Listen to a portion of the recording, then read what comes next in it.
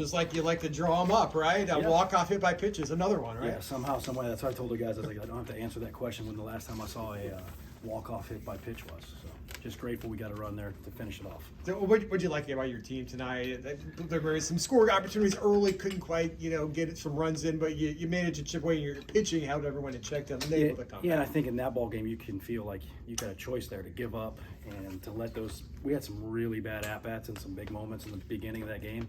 And the at-bats got better as we went. Obviously, we didn't know that left-hander was going to about an hour and a half before. That was a change-up, so we didn't adjust to that like I would like. We had a chance in the first inning right there. You could blow that thing wide open and the whole thing's different, but we didn't.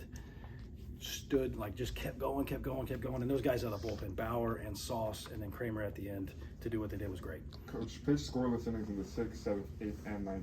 I mean, how important is that when you're trying to manufacture that comeback? And if they score one more insurance run, this game could be over. Correct, yeah, and that's why those guys were out there, and that's what we needed out of them in that moment. Because you can't really go to Chase right there and that to stop it. We went to Kramer to use the one bullet because I wanted those guys to know that we're sending Kramer out there. He's going to get the 0, and we're going to figure out a way to win the game, and they did. Last week at Kansas, Santala, Kramer, and Castellano really showed out in that doubleheader. This time around, Kramer back in the spotlight again, but also Bauer and Sauce there. What does that say to you about the depth of this bullpen? Well, we're starting to figure out the pieces and who kind of matches with each other out of there, and those guys have earned those opportunities. Bauer, like you saw his first outing here, wasn't great, but every outing since that's gotten better and better and better, and the same with Sauce. Talk about Kramer's decision there in the 9th inning. There was one out. He allowed the double, and then the ball comes back to him. He makes the bang decision to try to get the lead runner, and he gets him out barely. Yeah. He's talking about that decision. And I think he didn't think the guy would go, obviously in that situation. But when he's running like that, and you got the guy out, and he didn't make the greatest throw, but Khalees kind of stood his ground and bailed him out. Speaking of Khalees, you brought him into the starting lineup in the second base. What was kind of your thought behind that decision, and how has he been doing in this new role? He's there to do what he's been doing. Like, those are tough, tenacious at-bats. He's playing his tail off defensively. He can run. He brings a lot of energy. He's kind of sparked us a little bit on that part. Coach, you're talking about the 9th inning clutch by the hitters. Jack Siska bringing in the run and then the manufacturing the hit by pitch. I mean, Well, I think it all starts with the first guy, right? Like, Matty stands up there and delivers the single, and then Jack and I talk about after the one strike kind of what we were thinking and what he wanted to do, and he told me he wanted the bunt, and I told him I wanted him to hit a double, and he eventually did that, and we scored the run, and then we let Lex hit, and he hits an absolute laser to second baseman. And then somehow was it the sunny ball to the shortstop that they threw to third? Yes. And then we get first and third, and they walk to get the break. We use Nestler, and he doesn't get a great pitch to swing on 2-0, but found a way with Willie when the back foot slider hits him in the back foot. And on that sequence, Jack avoiding the tag at third, I mean, that was a really huge play. I mean, Correct. That doesn't happen. You might not win the game. Well, and I think that was great, but even before that, when it's man on second and you're trying to score the winning run and Lex really hits that ball hard right at the second baseman, and to not get doubled up right there, that's just as key as that other one, because I think that thing's, if you don't have an experienced guy out there in that situation, that inning might be over right there. Talking about experience, you guys have 15 seniors on the team, making you one of the most experienced rosters, not even in the Big 12 or the country. What can be said about the seniors and their impact?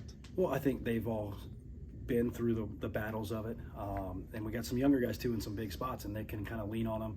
And it's just not out in the game either. It's at practice, it's in the meetings. Like, they've been through this, especially the guys that have played in Power 5 leagues before. Like, they've seen all this stuff, and using that and helping the rest of those guys who haven't kind of adjust to it has been great. Coach, this win now brings you to 500 in conference play. What kind of help with that is sweeping that doubleheader in Lawrence. What was it like for you to bounce back from that game one in Lawrence to then sweep the doubleheader with Wiley Hartley making his first start in the weekend rotation? Yeah, last week, like, that first game couldn't be any worse. We made some decisions with the bullpen there because we knew we found out we were playing 18 innings when we were on our way to the ballpark, basically.